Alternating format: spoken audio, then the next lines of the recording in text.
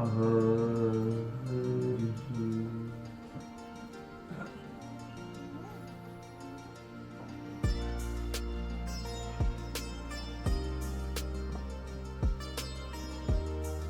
हम सब लोग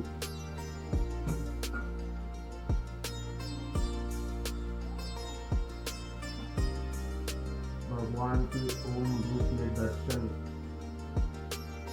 का वार्षिकी समारोह मनाने के लिए यहाँ पर इकट्ठा हुए हैं। भगवान का जो ओम रूप है यह उनका संपूर्ण दर्शन माना जाता है। उपनिषदों में इसी एक अक्षर ओम की ही व्याख्या की गई है। ओम भगवान का संपूर्ण रूप है। जैसे यहाँ पर प्रसाद अर्पण हुआ, ऐसे ही प्रसाद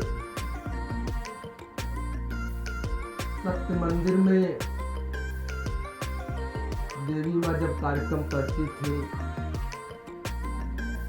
तो उस समय भी देवी माँ भगवान के लिपि रूप दर्शन को प्रसाद अर्पण करती थी। तो जैसे यहाँ पर अर्पण हुआ है तो हम मनुष्य क्या जाने, संसार में जैसी पूजा होती है वैसी तो देखे ही है, यहाँ पर भी होता है। तो मन में ये भाव उठते ही है कि जैसे ये जो प्रसाद अर्पण किया जा रहा है भगवान को, क्या इसे भगवान ग्रहण भी करते हैं अथवा स्वीकार भी करते हैं। तो ये भाव मनुष्य के मन में आ ही जाता है। उस समय भी जब देवी माँ भगवान के लिपि रूप दर्शन पर प्रसाद अर्पण करती थी तो लोगों के मन में ये भाव उठता था, जो अर्पण किया जाता है क्या इसको भगवान स्वीकार भी करते हैं।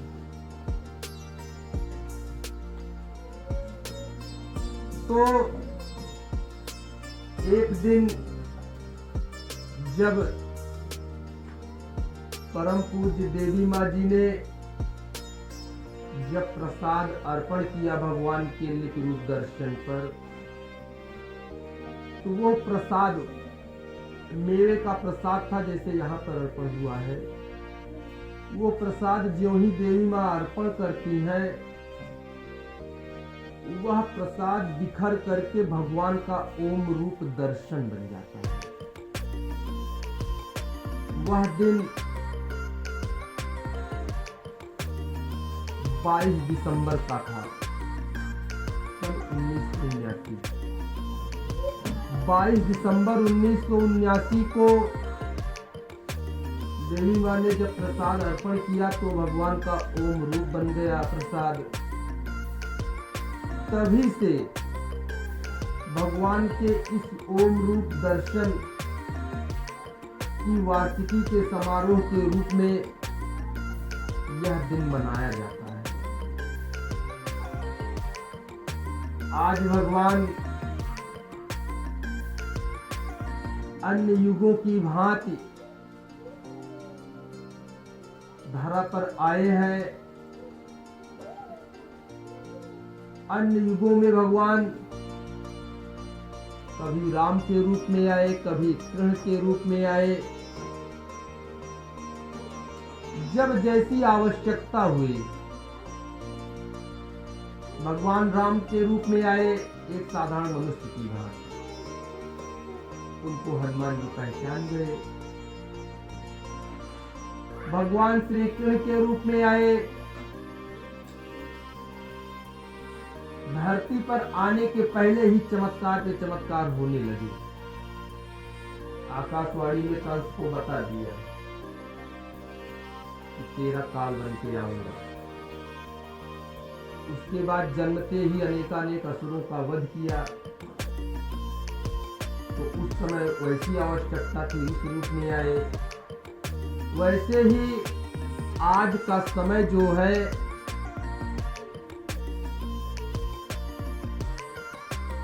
इस समय का मनुष्य बड़ा तार्किक है, बड़ा तर्क करता है।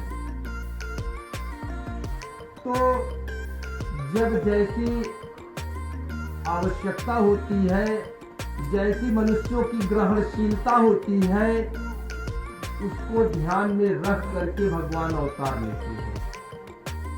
तो भगवान ने आज ऐसा अनुपम और अलौकिक रूप धारण किया कि इस रूप में भगवान ने किसी भी मनुष्य के मन में, पूरे जीवन में जो भी प्रश्न उठेगा, जो भी तर्क उसके मन में उठेगा, उठा है अथवा उठ रहा है अथवा उठेगा, उन सभी तर्कों का, उन सभी प्रश्नों का उत्तर आज भगवान ने अपने इस अवतार में लिख करके दिया है। यह भगवान का ज्ञान 31 मार्च 1972 से 3 जनवरी 2000 तक लाल साड़ी में जो तस्वीर लगी हुई है, इनको हम सब लोग देवी माँ कह करके संबोधित करते हैं, जानते हैं। इन्हीं के माध्यम से भगवान ने 31 मार्च 1972 से 3 जनवरी 2000 तक इसी लिखावट के रूप में जो यहाँ पर लगी हुई है, एक घसीट लेख है। लेख हिंदी भाषा में ही है, लेकिन अगर दूर से देखा जाए तो लगता है कि ये जैसे कोई उर्दू, अरबी, फारसी भाषा हो। नजदीक से देखा जाए तो इसके अक्षर कुछ पढ़ने में आते हैं, लेकिन यह ज्ञान ऐसा है कि संसार का कोई भी मनुष्य, कितना भी पढ़ा लिखा ज्ञानी ध्यानी क्यों ना हो, इसकी एक भी लाइन को पूरा पूरा पढ़ नहीं सकता है। भगवान ने ऐसा ज्ञान क्यों दिया? तो भगवान कोई भी कर्म करते हैं तो उसके एक नहीं अनेक कारण होते हैं। जैसे भगवान की लीला जो होती है, उनकी लीला का वर्णन अगर कोई करना चाहे तो कर नहीं सकता है। असंख्यों उसकी महिमा होती है, उसका महत्व होता है। वैसे ही आज भगवान ने जब इस रूप में ज्ञान दिया, कुछ आपको हम बताना चाहेंगे। संसार में जो ज्ञान अभी तक भगवान ने दिया था, वो सब भगवान की वाणी ही थे। भगवान ने बोला, ऋषियों मुनियों ने उसको लिखा है, अंकित किया है, संस्कृत भाषा में वो ज्ञान आया है। आज भगवान ने जो ज्ञान दिया, दिया ही नहीं, स्वयं लिखा है देवी माँ के माध्यम से। यह लेख स्वयं विधाता का है। आज यह ज्ञान केवल भगवान की वाणी ही नहीं है, यह विधाता का लेख है। विधाता का लेख क्यों आया? कारण कि भगवान ने अभी तक जो ज्ञान दिया था, उस ज्ञान में संसार के ज्ञानियों ध्यानियों ने, पथ प्रदर्शकों ने समय समय पर अपनी इच्छा अनुसार उसमें कुछ मिलावट कर दिया। तो जैसे जो गाय दूध देती है वो तो शुद्ध दूध देती है, लेकिन उसी दूध में ग्वाला अपने स्वार्थ के चक्कर में, कमाई के चक्कर में जब पानी मिला देगा तो वह दूध वो लाभ तो नहीं करेगा जो शुद्ध दूध करेगा। लेकिन वही ग्वाला कि अगर किसी नल से पानी डालेंगे तो कोई देख लेगा, रास्ते में जाते समय पता लगा कोई तालाब है, आगे पीछे देखा कोई दिखाई नहीं दे रहा है, तालाब का पानी डाल दिया। उसको तो केवल अपने दूध को बढ़ा करके बेचना है। तो इससे क्या होगा, तो वह दूध लाभ तो दूर वो नुकसान कर देगा। वैसे ही भगवान ने जो ज्ञान दिया, अभी तक जो भगवान ने संस्कृत में ज्ञान दिया था, उसकी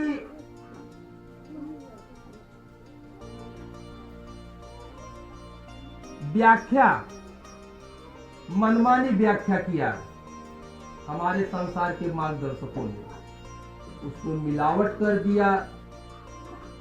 तो मिलावट कर दिया तो क्या हुआ, उस ज्ञान को पढ़ करके अथवा सुन करके भी मनुष्य ध्रुव, प्रहलाद, मीरा, शबरी जैसा भक्त तो नहीं, रावण, कुंभकर्ण, मेघनाथ बन जाता है। मिलावटी ज्ञान, आज मिलावटी ज्ञान ही है हमारे संसार में जो भरा पड़ा है। तो ज्ञान तो वही शुद्ध है जो भगवान ने दिया हो। संस्कृत में ज्ञान अभी तक भगवान ने दिया है, संस्कृत आज कोई पढ़ने वाला मिलता ही नहीं है। तो भगवान ने आज उसी ज्ञान को, आम बोलचाल की भाषा जो हमारी हिंदी है, इसी भाषा में उस ज्ञान को हजारों हजार उदाहरण दे करके बार बार बार बार समझाया है। इस ज्ञान को कोई भी पढ़ करके अथवा सुन करके जान सकता है कि भगवान का विधान क्या है, भगवान कौन है, भगवान कैसे प्रसन्न होते हैं, भगवान की नाराजगी कैसे होती है। तो जिससे भगवान नाराज हो, हम जब जान जाएंगे तो नाराजगी वाला काम तो हम तो नहीं करेंगे। तो आज भगवान ने अपना यह ज्ञान दिया। ज्ञान दे करके उन्होंने कहा कि यही जो ज्ञान मैंने दिया है, इसी को पढ़ना ही आज मैं अपनी पूजा मान रहा हूं। शेष संसार में जितने भी पूजा पाठ प्रचलित हैं, उन सब को मैं अस्वीकार कर रहा हूं। तो इस बात को जो मैं कह रहा हूं, इसकी कसौटी क्या है, आज भगवान ने कसौटी दिया है कि इस पूजा को जो भी करेगा, पहले पूजा अगर असुरों ने भी किया है तो उनको भगवान का दर्शन मिला है। आज संसार का मनुष्य पूजा पाठ व्रत उपवास इतना तो कर रहा है, लेकिन कभी ये सुनने में नहीं आता है कि किसी को भगवान ने दर्शन दिया हो। पूजा पाठ अनेकानेक प्रकार से हो रही है। कोई बहुत बड़ा पूजा पाठ करने वाला हो तो उससे पूछ लो कि क्या भैया आपको भगवान का दर्शन मिलता है? वो भड़क जाएगा, कि तुम कैसी बात करते हो, कलयुग में भला भगवान किसी को मिल सकते हैं, भगवान को देखा जा सकता है? इस तरह की अनाप शनाप बातें करता है। तो कलयुग में ही भगवान मिले भी है लोगों को, लेकिन आज जब उसको सही बात बताई जाए तो समझना नहीं चाहता है। तो आज भगवान ने जब अवतार लिया तो उन्होंने कसौटी दिया है कि गीता सुनाते समय जो ज्ञान मैंने दिया था अर्जुन को, वही ज्ञान जो भी मेरे इस ज्ञान को पढ़ेगा, मेरे उन सभी रूपों का दर्शन मिलेगा जिन रूपों का दर्शन मैंने पुण्यशाली पार्थ अर्जुन को कराया था। तो इसको जो भी पढ़ता है या सुनता है उसे भगवान के उन सभी रूपों का दर्शन मिलता है जिनको आज भगवान मान करके हम संसार के मनुष्य पूज रहे हैं। आज हम संसार में पूजा क्या है, भक्ति क्या है, इसका सही रूप न जान करके जो हमारे समाज में प्रचलित है उसी को आंख मूंद करके कर रहे हैं। किसी ने बता दिया औरतों में ज्यादा होता है,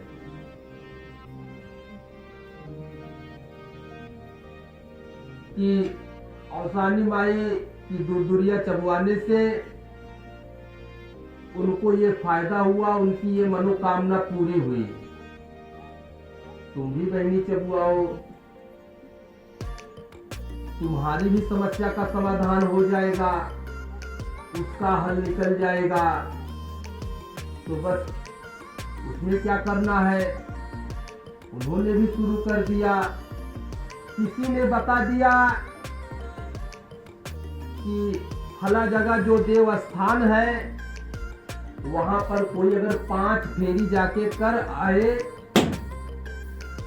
तो उसकी मनोकामना पूरी हो जाती है। तुरंत हाँ ठीक है, हम भी जाएंगे फेरी करने। तो क्या है, मनुष्य आज अज्ञानता के चलते इन सभी बातों को सुना कि बस तुरंत करने के लिए तैयार हो जाता है। तो ज्ञान की बात क्या है, तो उसमें जो ये सब करते हैं ऐसा नहीं है कि 100% लोगों की कामना पूरी हो जाए, वही कि तुम्हारे कर्मानुसार जो भाग्य रूप में तुमको मिला है उसके फल स्वरूप तुम्हारा वो कार्य सिद्ध होना होगा, तो सिद्ध हो जाएगा। उसी को तुम समझोगे कि फला पूजा करने से अथवा फला जगह फेरी करने से मेरी कामना पूरी हो गई। आज संसार का मनुष्य इसी में उलझा हुआ है। तो सही क्या है,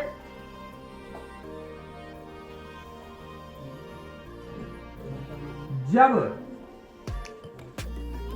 हमारे जैसे कर्म होते हैं उसी के अनुसार हमको फल मिलता है। अच्छे कर्म करेंगे हमारे जीवन में सुख आएगा, समृद्धि आएगी। पाप कर्म करेंगे, बुरे कर्म करेंगे, हमारे जीवन में दुख आएगा, कष्ट आएगा, पीड़ा आएगी। ये ज्ञान की बात है। लेकिन हमारे जीवन में कष्ट आ रहा है, यह दूर कैसे हो, इसकी जब कहीं पर चर्चा करते हैं तो लोग कर्मकांड बता देते हैं, ये कर दो तुम्हारा ठीक हो जाएगा। तो भगवान कहते हैं कि कर्मकांड नहीं, कर्म की आवश्यकता है। जैसे भगवान कहते हैं, भगवान ने बताया है कि मैं सृष्टि के कण कण में समाया हुआ हूं। जितने भी जीव जंतु हैं, आत्मा रूप में मैं उनमें विद्यमान हूं। और पशु पक्षी जीव जंतु मनुष्य हर जगह भगवान विद्यमान है। तो जब उनको हम कष्ट दे रहे हैं, उनको मार के खा रहे हैं, उनको सता रहे हैं, तो इस तरह की पूजा करते हुए हम कैसे भगवान को प्रसन्न कर लेंगे? तो जब हम अन्यों को सुख देंगे, अन्यों के कल्याण की भावना रखेंगे, तो ऑटोमेटिक हमारा कल्याण होने लगेगा। जब हम जिस दिन अच्छे कर्म करना शुरू कर देंगे, उसी दिन से हमारे जीवन में जो संघर्ष है, जो समस्याएं हैं, वे धीरे धीरे घटना शुरू हो जाएंगी। ये ज्ञान की बात है। तो ये ढेर सारी बातें भगवान ने आज अपने ज्ञान में बताया है। तो ये जो ज्ञान आया है लिखावट के रूप में, जो बताया कि इसको संसार का कोई भी मनुष्य पूरा पूरा पढ़ नहीं सकता है। एक थे डॉक्टर रमेश चंद्र दुबे जी, उनको भगवान ने सामर्थ्य दिया कि वह इसको पूरा पूरा पढ़ सके। तो उन्होंने इसको पठनीय भाषा हिंदी में रूपांतरित किया। यह लगभग अभी तक 400 खंडों में प्रकाशित कराया जा चुका है, जो 10 मिनट से लेकर के लगभग 24 घंटे तक के पाठ हैं। लाखों पृष्ठों का ज्ञान है, और यह ज्ञान पढ़ना ही भगवान ने अपनी पूजा माना है। तो भगवान का आज आदेश है, जन जन तक पहुंचो जहां अंधकार है, उस मन तक पहुंचो जहां मेरी पुकार है। तो भगवान का आदेश है कि हर किसी को इस ज्ञान को बताना है, और भगवान का संदेश संसार के हर मनुष्य के लिए है कि मैं धरती पर आया हुआ हूं, मेरी शरण में आ जाओ। तो भगवान तो हर किसी के हैं, ऐसा तो है नहीं कि केवल वे हिंदुओं के ही हो।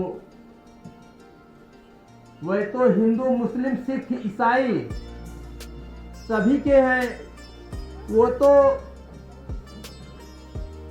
हम संसार के मनुष्यों ने ही अपनी जात या अपना धर्म बांट लिया है,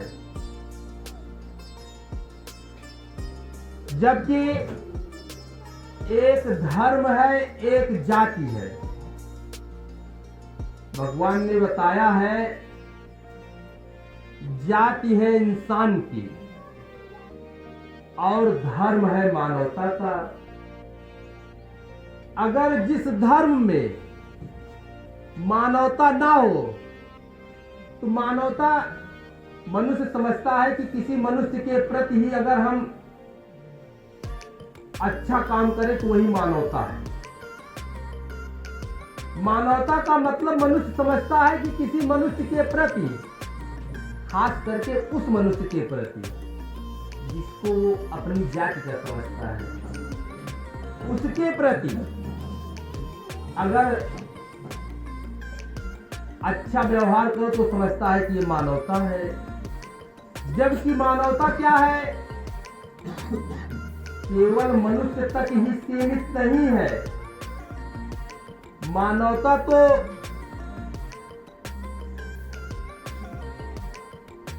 संसार में जितने भी पशु पक्षी जीव जंतु कीड़े मकोड़े हैं, उन सब के प्रति हमारे अंदर यही भाव हो कि जो आत्मा मेरे शरीर में निवास कर रही है, आत्मा रूप में परमात्मा वास कर रहे हैं, वही परमात्मा उस जीव में भी है। जैसे मुझे अगर कोई कष्ट देगा तो हमको कष्ट होगा, वैसे ही उस जीव को, उस प्राणी को अगर कोई कष्ट देगा तो उसको भी चोट लगेगी। तो मानवता तो यह है। तो भगवान ने इस तरह से अपने ज्ञान को समझाया है अनेकानेक प्रकार से। साथ ही आपको बताए कि संदेश, आदेश, उसके बाद चेतावनी भी है भगवान का यह ज्ञान कि अभी तक अगर हम बुरे कर्म करते रहे हैं, मांसाहार, दुराचार, व्यभिचार इत्यादि बुरे कर्मों में संलिप्त रहे हैं, तो उन्होंने कहा है, जैसे रावण को मौका दिया, दुर्योधन को मौका दिया कि सुधर जाओ, अभी भी समय है। वैसे ही उन्होंने चेतावनी दिया है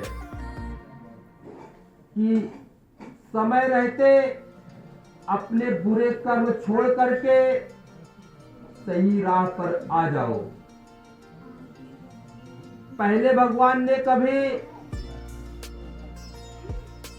राम रावण का युद्ध कराया तो कभी महाभारत का युद्ध कराया। आज भगवान आए हैं तो उस तरह से राम रावण का युद्ध अथवा महाभारत का युद्ध नहीं होगा। भगवान ने जो पंच तत्व है, ये भगवान के दिव्य अंग है। इनको भगवान ने आदेश दिया है कि जहां भी जितने भी अन्यायी, अधर्मी, दुष्कर्मी इकट्ठा हो जाएं ढेर सारे, वहीं पर तुम उनका विनाश कर दो। तो कहीं पर भयंकर युद्ध छिड़ा हुआ है, तो कहीं पर बड़ी बड़ी दुर्घटनाएं हो रही हैं, जिसमें 150 लोग, 200-400 लोग एक साथ मर जा रहे हैं। क्या उन सब की मृत्यु के लिए भगवान ने वो समय निर्धारित कर दिया कि कैसे उनको वहां पे दंड पाना है? तो इस तरह से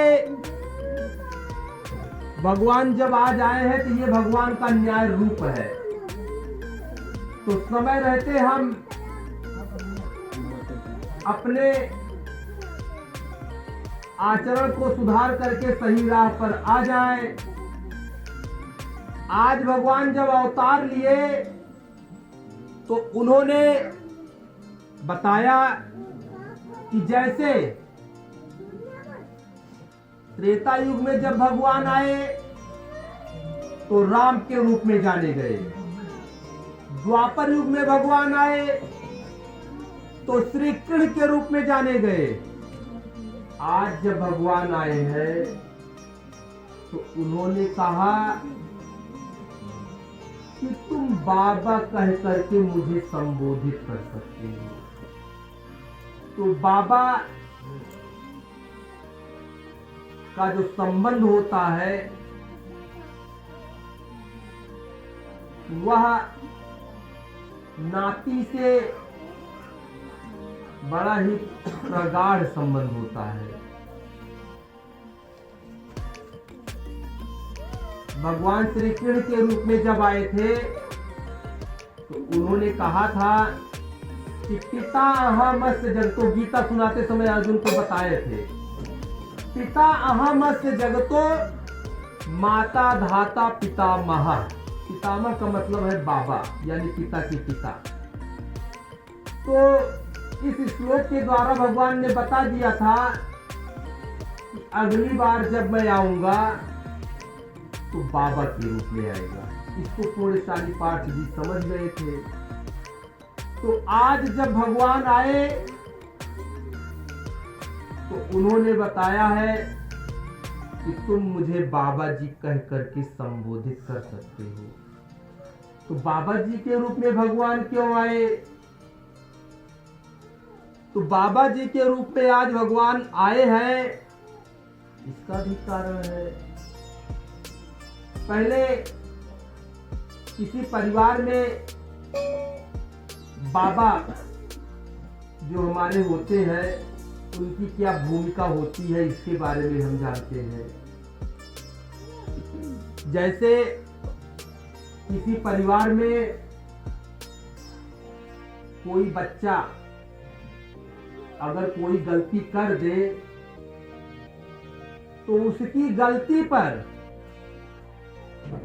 उसके पिताजी दंडित कर ही देते हैं।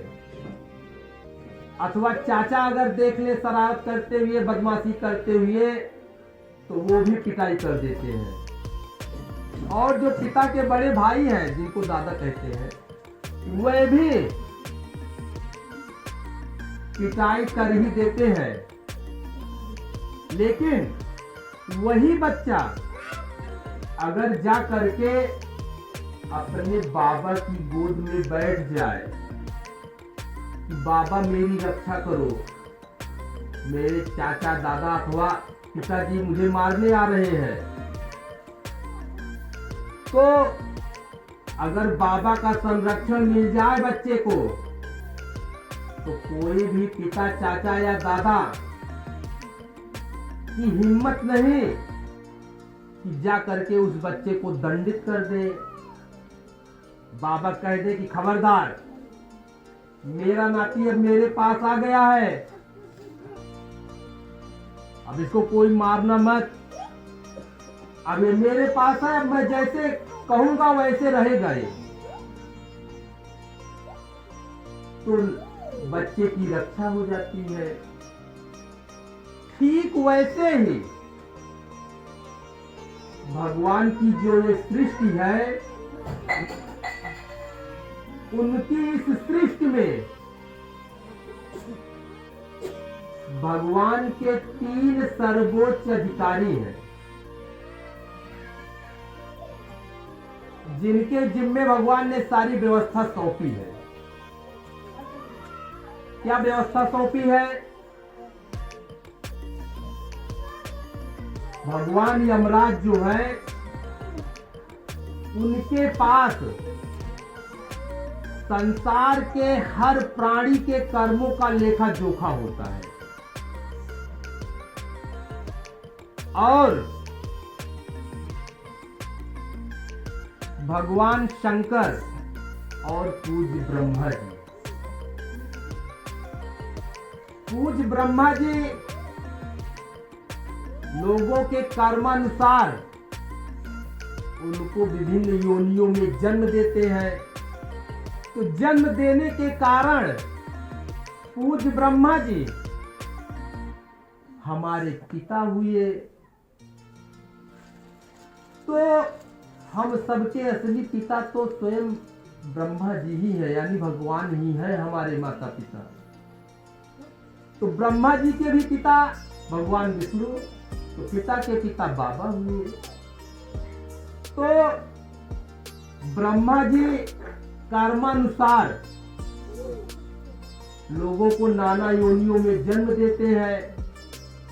भगवान शंकर वही शिव है, वही शंकर है, वही कल्याण करते हैं तो वही विध्वंस भी करते हैं। लेकिन संसार का मनुष्य भगवान के शिव रूप की पूजा करता है, लेकिन उनका जो शंकर रूप है उसकी पूजा नहीं करता है। कहता है कि ये तो विध्वंस कर देंगे। तो उनकी चाहे जिस रूप की पूजा करो, उनका तो यही सिद्धांत है भगवान के विधान का। जब तुम सुंदर रूप लेके आओगे तो सुंदर जीवन पाओगे, असुंदर रूप लेके जाओगे तो असुंदर जीवन पाओगे। तो जैसे मान लीजिए हम शिव की ही पूजा करते हैं, तो शिव का अर्थ तो कल्याण करना होता है। तो शिव की पूजा करने के लिए हम दुग्धाभिषेक करते हैं। तमाम लोगों के यहाँ दुग्धाभिषेक होता है, इसमें ना जाने कितने कितने हजार रुपए लोग खर्च करते हैं। तो दुग्धाभिषेक के लिए एक भी रुपए खर्च करने की जरूरत नहीं है। भगवान तो कहते हैं कि तुम दूध जैसी निर्मल भावना लेकर के मेरे पास आ जाओ, मुझे तुम्हारा अर्पण स्वीकार हो जाएगा। तो जो खर्च करते हो वही, आज संसार का मनुष्य व्यापार करता है भगवान से, वही जो बताए अभी कि फला पूजा कर लो तुम्हारी ये कामना पूरी हो जाएगी। तो संसार का मनुष्य सौदा करते करते भगवान तक पहुंच गया, आपस में सौदा करते करते स्वयं भगवान तक पहुंच गया कि अब उनसे भी सौदा कर लिया जाए। तो हम सौदा करते करते वहां चले गए। तो वही कि हम जब दुष्कर्म करेंगे तो हम दंड पाएंगे। तो भगवान शंकर, भगवान शिव कर्मानुसार हुए हमको सुख अथवा दुख देते हैं। तो भगवान शंकर हुए, पूज्य ब्रह्मा जी हुए, भगवान यमराज हुए। पूज्य ब्रह्मा जी हमारे पिताजी हुए, भगवान यमराज हमारे चाचा हुए, भगवान शंकर हमारे दादा हुए। तो आज वर्तमान समय में हम संसार के मनुष्य, ये जो कल्प होता है ये 4 युगों का कल्प होता है, सतयुग, त्रेता, द्वापर, कलयुग। तो इन 4 युगों में हम संसार के मनुष्य दुष्कर्मों का इतना बंडल इकट्ठा किए हैं कि कलयुग में आते आते आज जो वर्तमान समय चल रहा है, दुष्कर्मों का इतना बड़ा बंडल हो गया है हमारे आपके खाते में। कल्प समापन की बेला चल रही है, कल्प समाप्त होने वाला है। तो जब ऐसी स्थिति हुई है तो हम अपने भाग्य में दुष्कर्मों का बहुत बड़ा बंडल लेकर आए हैं। तो परिणाम स्वरूप भगवान के जो तीनों सर्वोच्च अधिकारी हैं, भगवान यमराज, पूज्य ब्रह्मा जी, भगवान शंकर, वही हमारे पिता, चाचा और दादा, हम सबको ढूंढ ढूंढ करके मारेंगे। तो वही भगवान ने आज कहा कि पंच तत्व प्रलय ढाएंगे। तो पंच तत्व बताओ कहां नहीं है, वे तो हर जगह है। पहले की तरह अगर राम रावण युद्ध और महाभारत युद्ध करा दिया जाए तो कुछ लोग भाग जाएगा। तो चांद पर भी जाने की व्यवस्था हो गई है, लोग चांद पर भाग जाएंगे, वहां पर कैसे युद्ध कराया जाएगा। तो उन्होंने कहा कि मेरे पंच तत्व जितने भी अन्याय धर्मी दुष्कर्मी है सबको दंडित करेंगे। तो तीनों सर्वोच्च अधिकारियों के दंड से हम संसार के एक भी मनुष्य भगवान और उनके भक्त को छोड़ करके से संसार का कोई भी मनुष्य भगवान के तीनों सर्वोच्च अधिकारियों के दंड से बच नहीं सकता है। ऐसा समय आने वाला है। तो जब ऐसी स्थिति हुई है कि हम अपने दुष्कर्मों के चलते संसार में भगवान के तीनों सर्वोच्च अधिकारियों से दंड पाएंगे, ऐसी स्थिति आने पर भगवान ने वही जो आपको बताए अपने नाती के प्रति प्रेम से भरा हुआ वत्सल रूप बाबा जी के रूप में धरती पर आए हैं। आज भगवान ने जो ज्ञान के रूप में अवतार लिया, उन्होंने कहा कि तुम मुझे बाबा कह करके संबोधित कर सकते हो। तो बाबा के रूप में जब उनको संबोधित करेंगे हम, तो संबोधित ही नहीं करना है।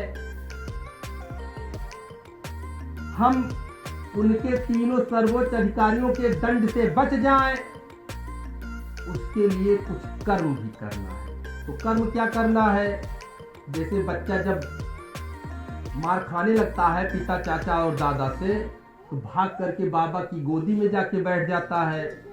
वैसे ही हमको भी जब ऐसा समय आने वाला है, भगवान को अवतार लिए 31 मार्च 1972 को भगवान आए, 51 साल हो गए, अवसर दिया है भगवान ने अभी तक, लेकिन संसार के मनुष्यों के कान के नीचे जू नहीं रेंग रही है, कोई फर्क नहीं पड़ता है। लेकिन जब विपत्ति का समय जब आ जाएगा, जैसे तुरंत आग लग जाए तो कोई नहीं बुझा सकता है, तुरंत कुआं खोद करके आग बुझा ले। पहले से ही अगर पानी की व्यवस्था रहेगी तो हम आग बुझा लेंगे। वैसे ही आने वाले समय में भयंकर विपत्तियां हमारे जीवन में आए, उसके पहले भगवान ने आज जब बाबा के रूप में आए हैं, तो उनकी गोद में जा करके हमको बैठ जाना है। उनकी गोद में कैसे बैठना है? बैठने के लिए हमको उन्होंने गोदी के रूप में अपनी वाणी दी है, जो करीब 400 खंडों में ज्ञान है। उसी ज्ञान को हमको पढ़ना है। वाणी को पढ़ने का मतलब ही है पढ़ना अथवा सुनना। जो न पढ़े वो सुने। तो पढ़ते हैं अथवा सुनते हैं तो समझो हम भगवान की गोदी में बैठे हुए हैं। तो भगवान की गोदी में हम बैठ गए, तो फिर आगे बाबा कहते हैं कि जैसा मैं कह रहा हूं वैसा तुमको करना है। तो उनकी गोदी जो वाणी के रूप में है, उसमें भगवान ने बताया है कि हमारा जीवन कैसा हो, जीवन हम कैसे जिए, वो सारी बातें भगवान ने अपने इस ज्ञान में समझाया है। इस ज्ञान को हम पढ़ करके जैसा जीवन वे बनाना चाहते हैं हमारा, कि जैसा जीवन हमारा हो जाए वैसा हम खुद को बनाने का प्रयास करें। इसी से आने वाले प्रलय में हमारी रक्षा हो जाएगी। हमारे जीवन में जो कष्ट है, जो अभाव है, जो समस्याएं हैं, वह एक एक करके सब दूर हो जाएगी। आज के समय में तो संसार का मनुष्य इतनी समस्याओं में उलझा हुआ है कि वो परेशान है, उसको नींद नहीं आती है। अगर सर्वे करो तो 100 में 75-80% लोग मिलेंगे जो हमेशा तनाव में रहते हैं किसी न किसी कारण से। तो तनाव में रहने के कारण उनको नींद नहीं आती है, अथवा वे हमेशा बेचैन रहते हैं। तो इसके लिए वे नशा का सहारा लेते हैं। कोई शराब पीता है, कोई भांग खाता है, कोई और न जाने क्या क्या नशा करता है कि हमको नींद आ जाए। तो इस तरह से अगर कोई कुछ नहीं करता है तो डॉक्टरों के पास जाता है, तो डॉक्टर भी दवा देते हैं कि तुमको नींद आ जाए। मन की बीमारी बहुत ज्यादा चल रही है आज के समय में।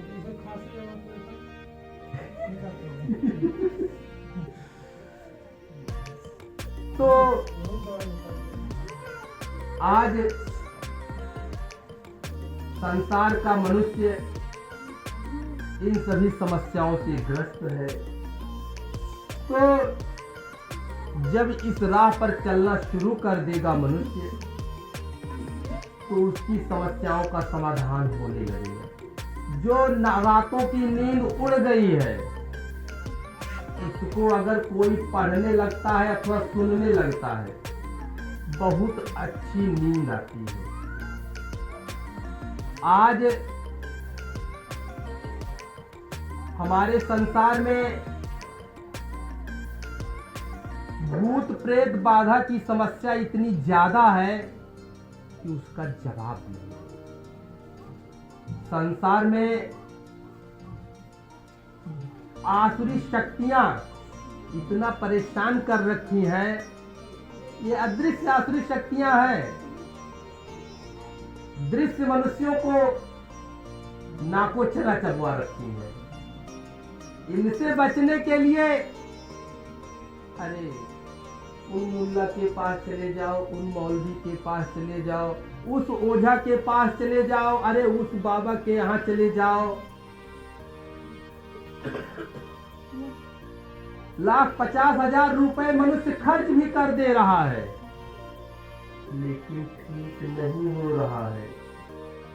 तुम कोई ताबीज के चक्कर में रहते हो, भला कि हमको ताबीज दे दीजिए, ताबीज बनवा लेंगे, उससे हम हमारे कष्ट का निदान हो जाएगा।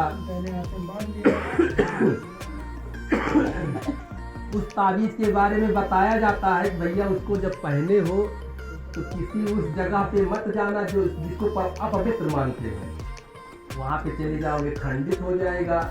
कितना भी खर्च करके बनवाए हो अथवा कहीं से भी लाए हो, पता लगे अब जाओ फिर से उसको बनवाओ। तो आत्मा रूप में परमात्मा हमारे आपके अंदर है, उसके रहते तुम चिल्ला रहे हो, वो हमारे आपके अंदर है। आत्मा के बारे में भगवान ने बताया है अपने ज्ञान में कि आत्मा उस गोले के समान है, उस वृत्त के समान है जिसका केंद्र किसी भी शरीर में होता है, किसी एक शरीर में उसका केंद्र होता है। आत्मा के बारे में भगवान बताते हैं। और उसकी परिधि जो होती है वो अनंत असीम होती है, उसकी कोई सीमा नहीं होती है। जैसे भगवान अनंत असीम है। भगवान मतलब परमात्मा और आत्मा में अंतर क्या है? हम बद्ध हैं, आत्मा जो है वो कर्म बंधन में बंधी हुई है, भगवान मुक्त है। उन्हीं का अंश आत्मा है। आत्मा तो वही है जो बताए आपको कि उसकी परिधि अनंत असीम है और उसका केंद्र किसी शरीर में होता है। जैसे हमारे आपके शरीर में आत्मा का केंद्र है, इसकी परिधि अनंत असीम है। तो आत्मा की शक्ति, आत्मा का बल जिस दिन हमें प्राप्त हो गया, संसार में कुछ भी ऐसा नहीं है जो हमको मिल न जाए। अनंत असीम परमात्मा की शक्ति हमारे आपके अंदर विद्यमान है, लेकिन अज्ञानता के चलते उस शक्ति को हम प्राप्त नहीं कर पा रहे हैं।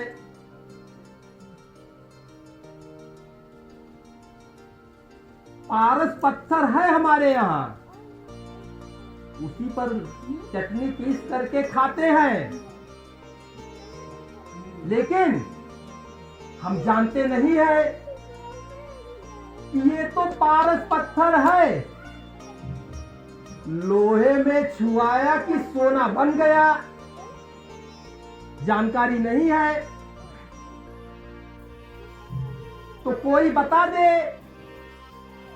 भैया तुम जो इतनी गरीबी में हो, इतने अभाव में परेशान हो, एक एक रुपए के लिए तरस रहे हो, तुम जिस पर चटनी पीस कर खाते हो वो तो पारस पत्थर है, उसी से ढेर सारा सोना बना लो, दुनिया के सबसे धनवान व्यक्ति बन जाओगे। किसी ने बता दिया तो आप तो सबसे धनवान व्यक्ति हो जाओगे। वैसे ही आज भगवान बता रहे हैं कि आत्मा रूप में तुम्हारे अंदर वो पावर हाउस पहले खोल रखा है।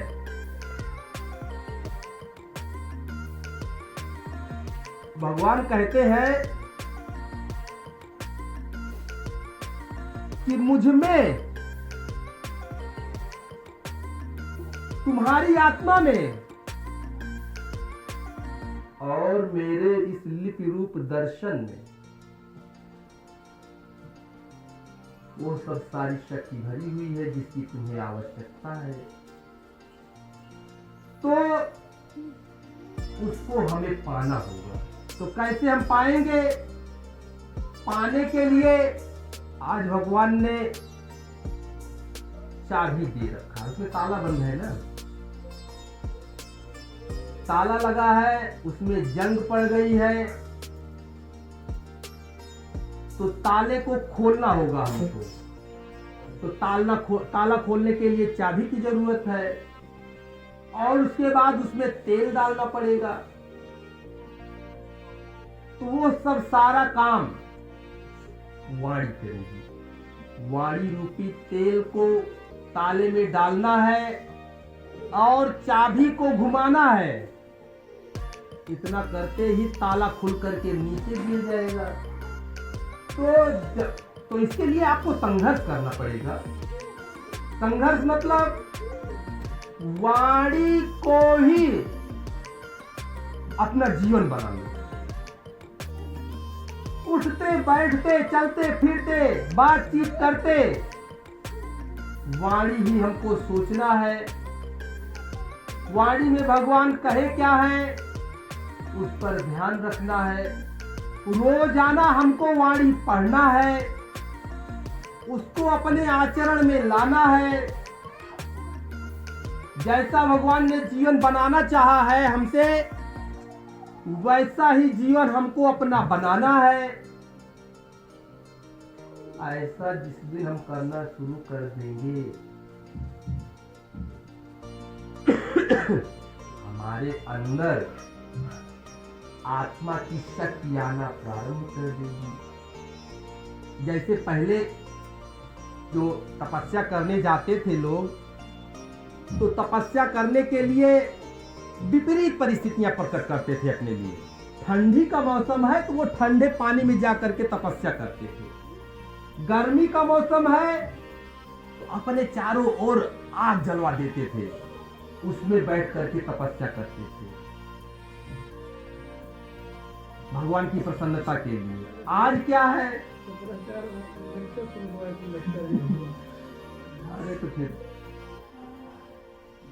संजीवनी भाई कौन सा? तो आज क्या है? आज उसकी जरूरत बिल्कुल नहीं है। हमारे आपके जीवन में जो विपरीत परिस्थितियां आती हैं, उन्हीं को प्रसन्न मन से, उनकी इच्छा मान करके स्वीकार कर ले जाए। भगवद इच्छा का स्वीकार ही सबसे बड़ी भक्ति है। भगवद इच्छा, जैसे ठंडी पड़ रही है, हमका सबसे खराब दिन है लागत ठंडी में।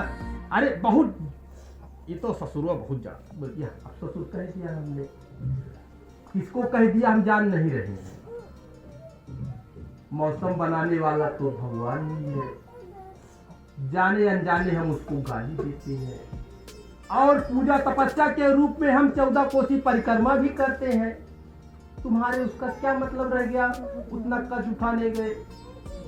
तुम अपने जीवन में आने वाले संघर्षों को प्रसन्नता पूर्वक, सुख पूर्वक सह जाओ।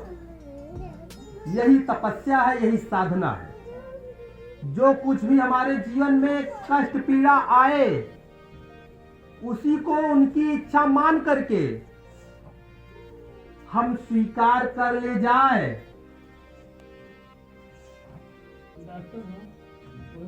यही भगवान की पूजा है, यही भगवान की भक्ति है।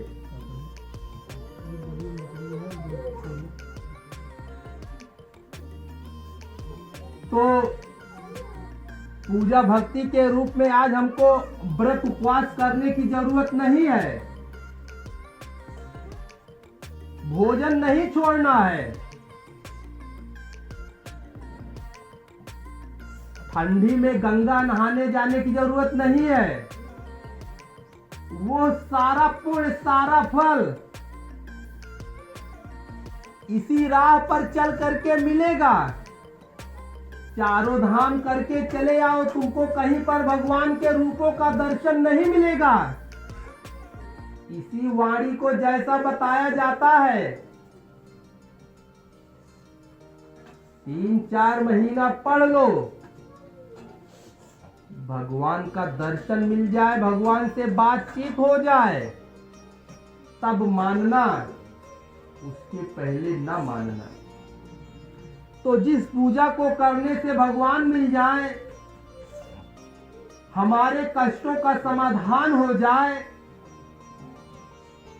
तो और किस पूजा के चक्कर में हम पड़े हुए हैं। तो इसी ज्ञान को हमको पढ़ना है।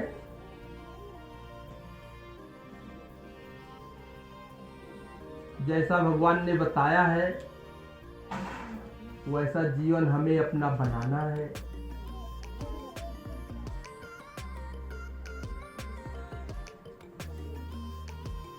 आज भगवान के इस वार्षिक कार्यक्रम में हम सब लोग इकट्ठा हुए हैं। हम सबको आज भगवान से प्रार्थना करना है कि हमारा जीवन वैसा बन सके जैसा उन्होंने चाहा है, उनके ज्ञान को हम अपने जीवन में उतार सके। इसी के साथ मैं अपनी वाणी को विराम देता हूँ। ओम शिवाय।